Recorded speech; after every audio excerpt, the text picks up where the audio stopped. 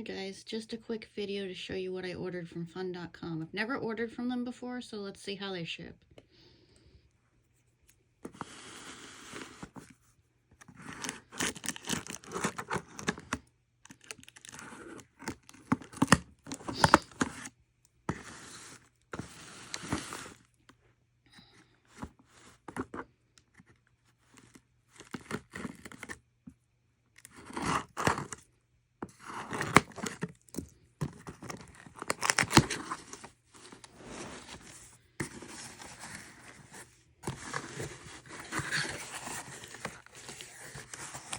Okay, so I don't think they're broken, but I don't think this was the best shipping.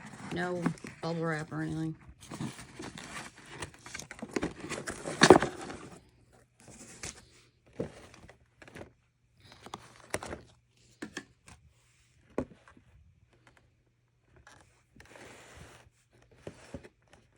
Looks good though. I've been looking for some of these at the Home Goods, TJ Maxx, and Marshall stores, but haven't been able to find any.